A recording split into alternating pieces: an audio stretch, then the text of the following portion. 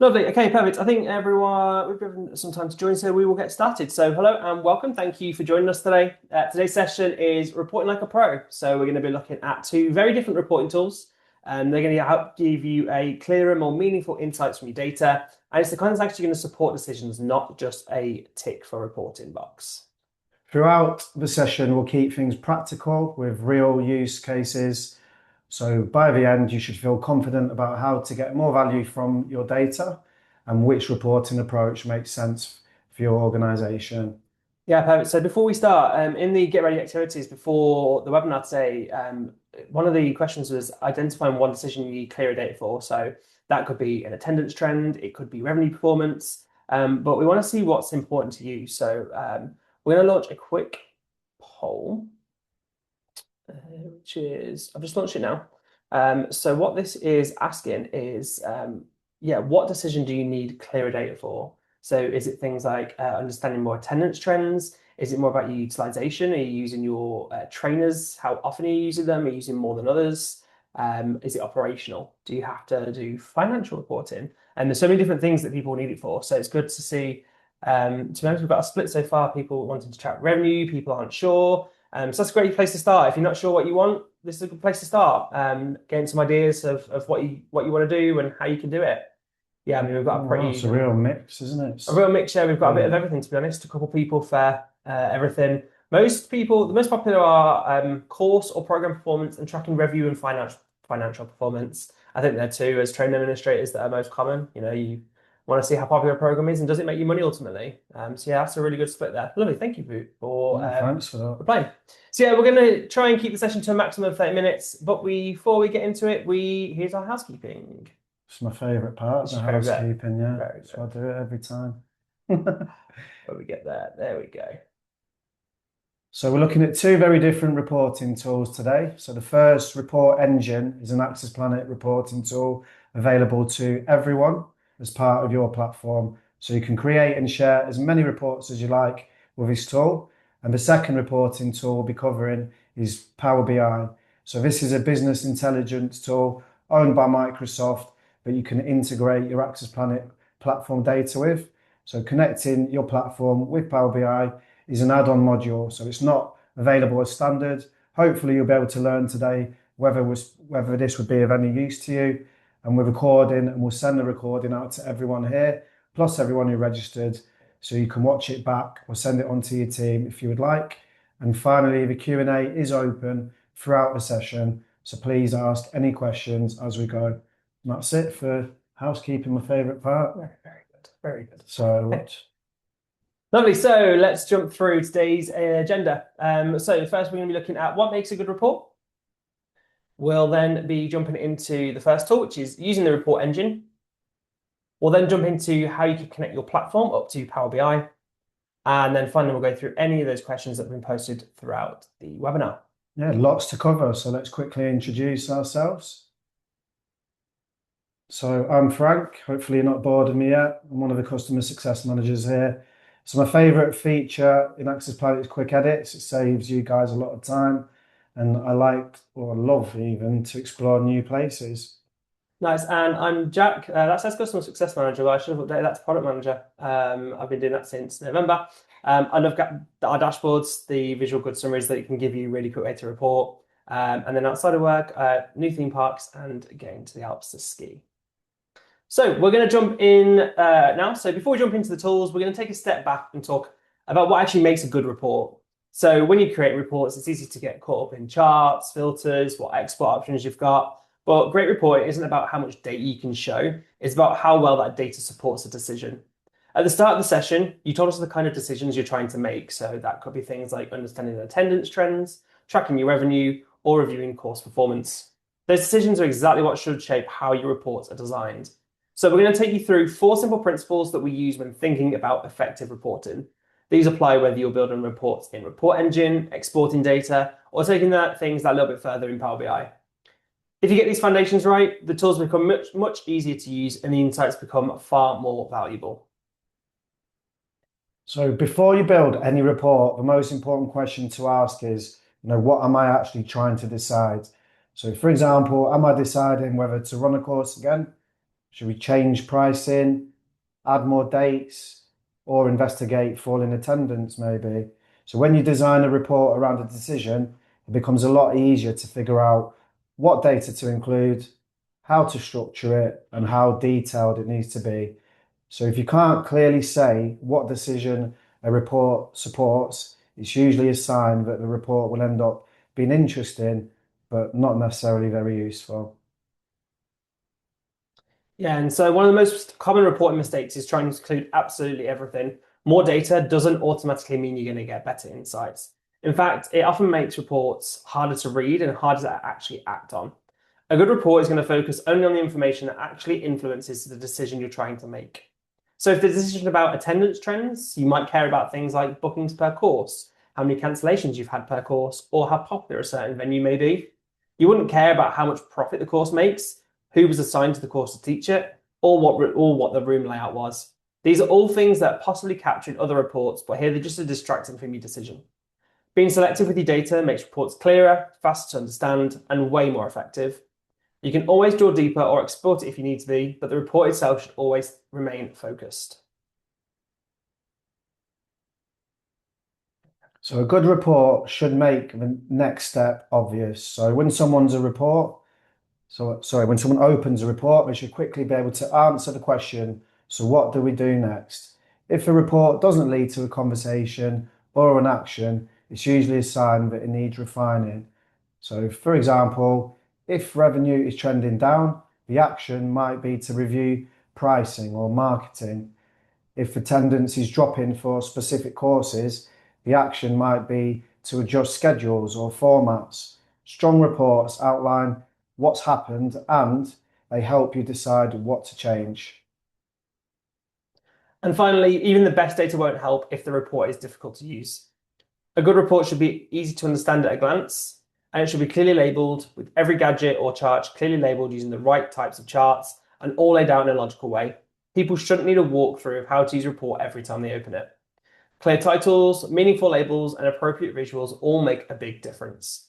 So for example, trends over time are usually easy to spot in a line chart, while comparisons often work better as bar charts. High-level numbers in a statistic detail in a data grid. If people trust a report and find it easy to read, they are far more likely to come back to it, and that's when reporting really starts to deliver the value. So with those principles in mind, let's look at how you can put all of this into practice. So let's start with the report engine. So Report Engine is your built-in reporting tool, and it's designed to make reporting easy, visual, and useful without needing to export data or rely on spreadsheets. So reports are built in a similar way to the dashboard, so it's nice and familiar. It updates in real time, and it gives you access to a really wide range of data from across your platform.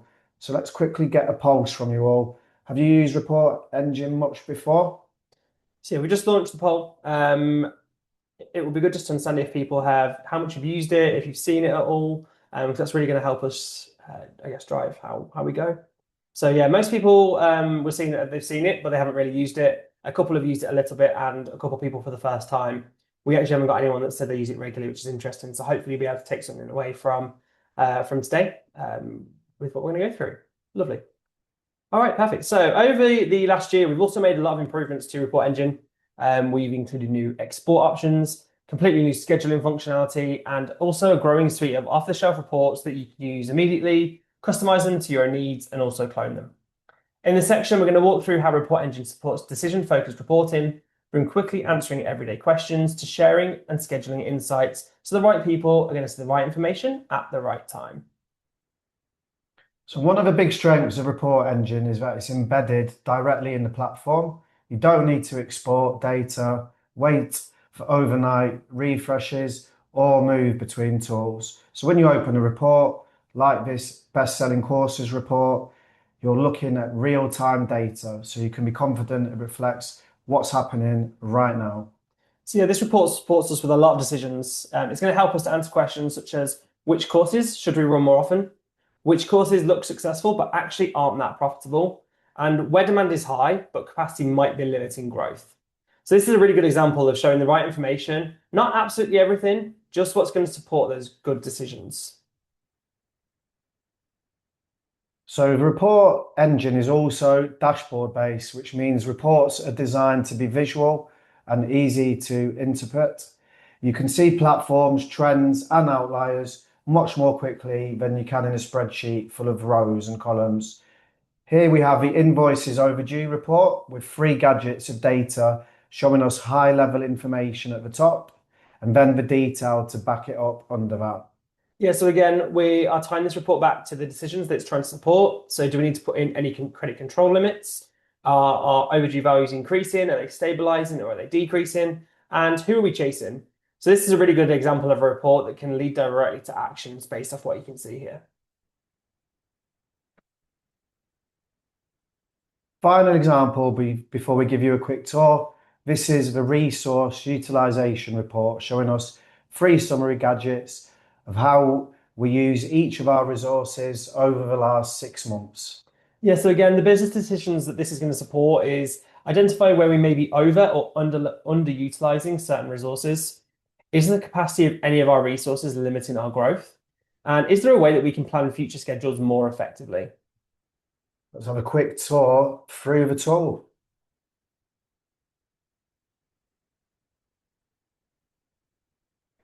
Perfect. So report engine is available from the reporting main menu. Just access it here, click on that. And you'll have access to the standard reports. You can view, edit, and clone them. So let's have a look at the course attendance and hit edit. And here we can look at the report filters. You can manage filters for every gadget included in your report.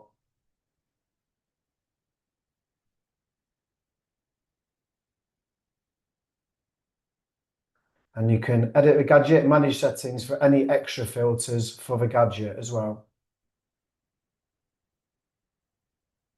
That's really good to know as well as on this, you can see that the AI capabilities there too to help you build those gadgets out.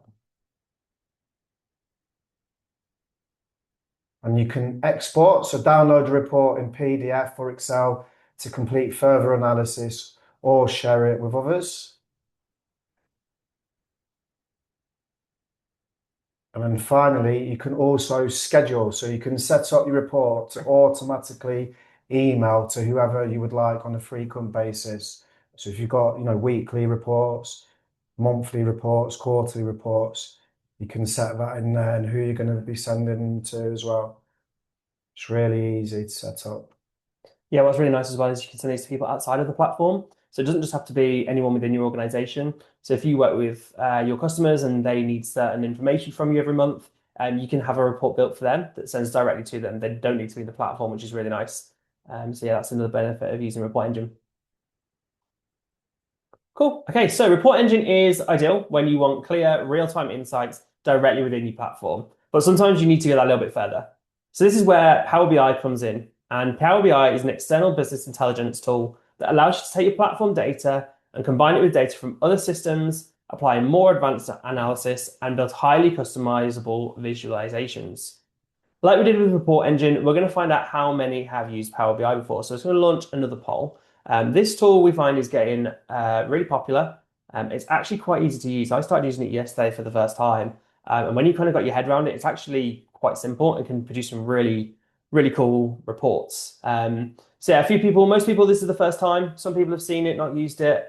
And again, a few people have used it a little. It just seems to be becoming quite a lot more popular, especially people that have like the Microsoft suite. Yeah, lovely. Okay, great. So we've had no one that used it regularly, but we've people that kind of know about it, which is good. No, thanks for that. So in this section, we'll look at when it makes sense to use Power BI, how your platform data can be connected into it, and the types of questions Power BI is particularly good at answering.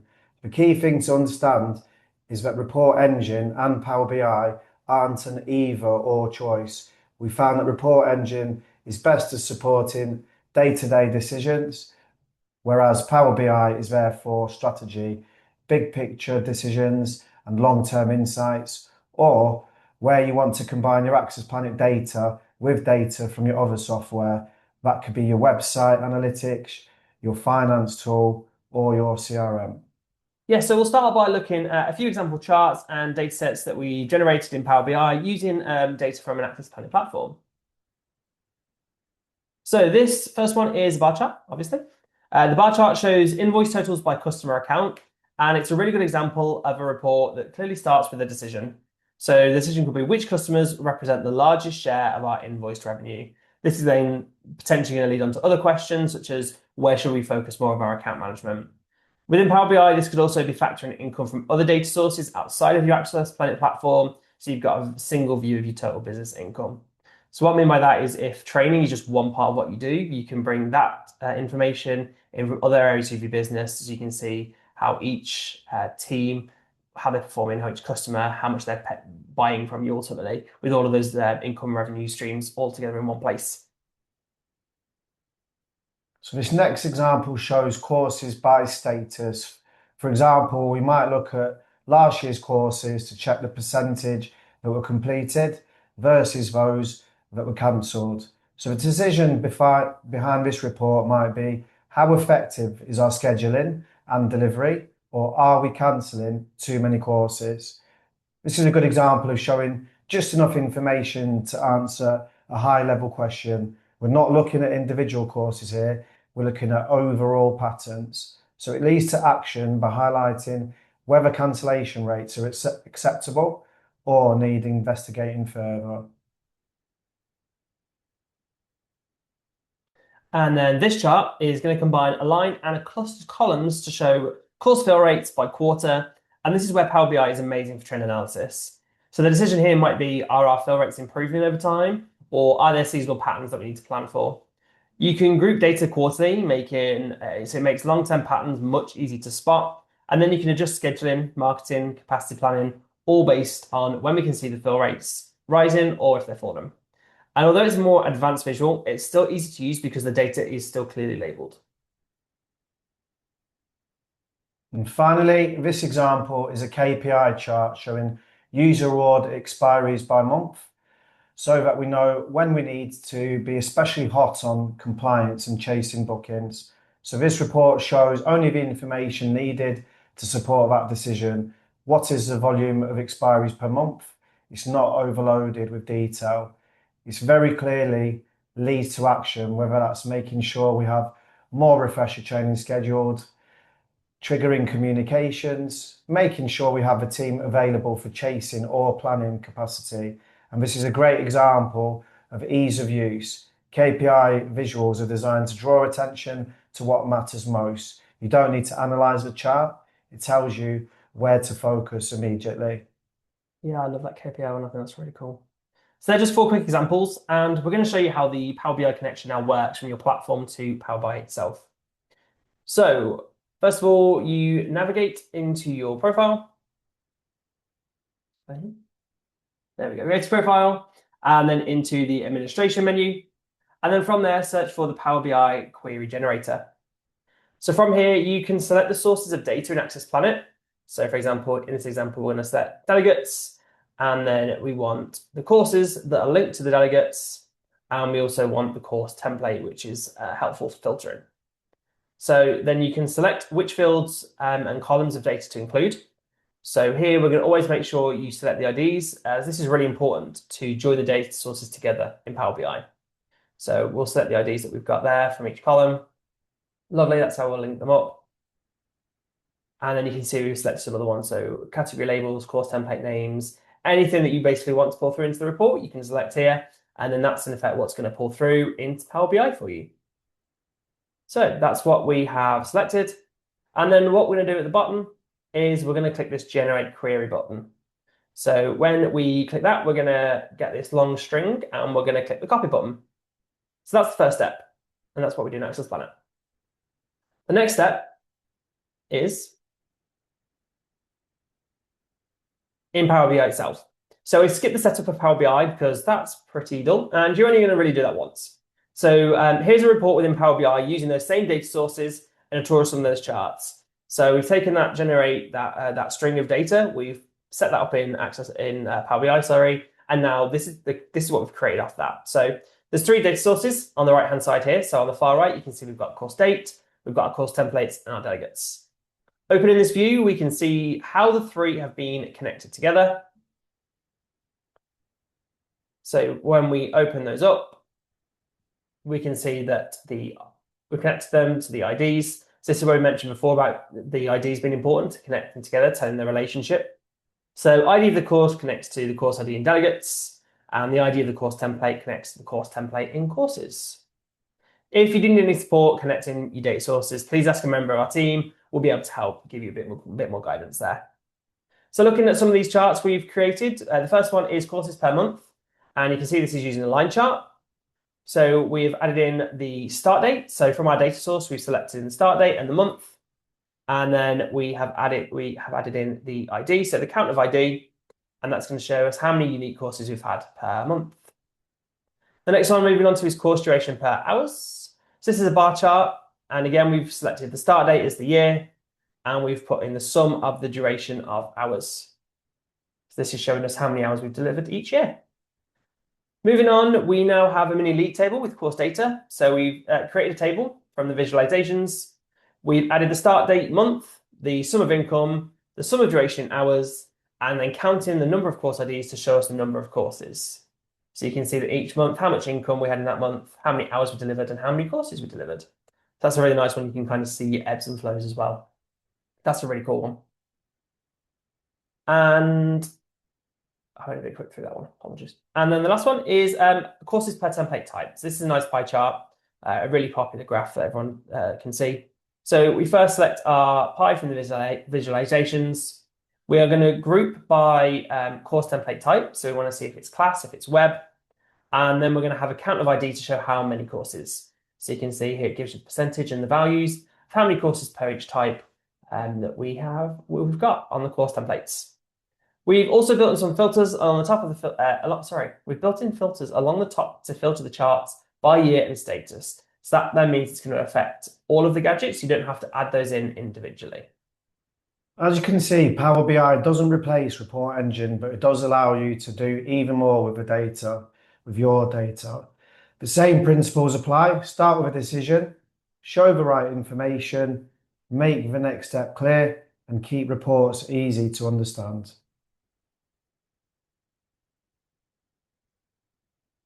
Perfect. So before we move on to the Q&A, we're going to have a quick recap of today's webinar. So today we started by looking at what makes a good report. We then looked at using the report engine feature. We looked at how you can connect your Access Planet platform into Power BI. And then we will nicely move on to the Q&A.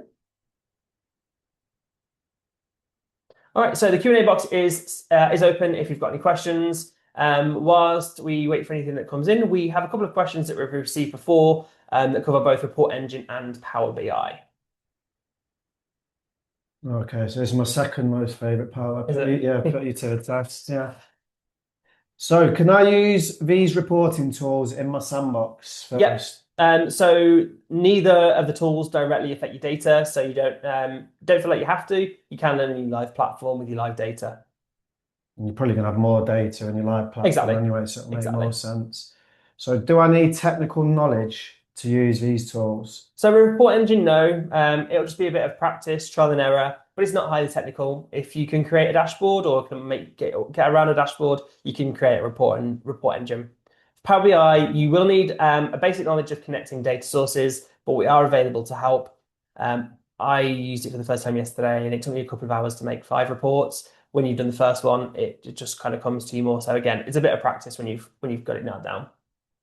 And who can see my report engine reports? So whoever you want to is the answer to this one. You've got full control over who can edit or who can view your reports. And you can set that per report as well. And can I send my report engine reports to customers? Yes, we touched on this earlier. Yeah, you can. Using the schedule tool, you can set it up for individual customers to send out per month. You need to clone the report and then update the filters per customer. But once that's set up, that is then set up. And then it can just send out every month, every week, whatever it is you need to do. And you can also do this for your trainers as well. So if you've got something that you want to send out to your trainers every week, you can do the exact same and schedule that out for them. Oh, I've got one for you. How much is the Power BI connection, Frank? Oh, that's a very good question. So the Power BI connection isn't a one-size-fits-all price. So when we price it, we look at factors such as if there's any additional integrations you'd like to see if we can create a bundle for you. So if you are interested, please get in touch with Helen or myself. We'll talk it through with you. There's no pressure to go ahead if you find it's not for you. Perfect. So I don't think we've had any other questions submitted, which I'm not sure if that's good because we've covered all the content or not. But yeah, we'll see. Obviously, you'll get the session back to watch again. If you have any questions, please just reach out. But before we close the session, we would really appreciate if you could take a moment to complete our short feedback. We have got a question. One question has just come in. Can we have this as a trial? We can look into it, yeah. Yeah, we'll reach out to you Great. because we can see who you are. We'll reach Yeah. out to you, and then we can potentially look at getting a trial set up so you can have a play around with it, see what it's like, and if it's going to give you what you need. That's not a problem. Perfect. So thank you for joining us for the session. Hopefully you've got something out of it. If you've got any questions, please do just let us know. Pop us an email. Thanks for joining us. Have a good day, everyone. Thanks, everyone.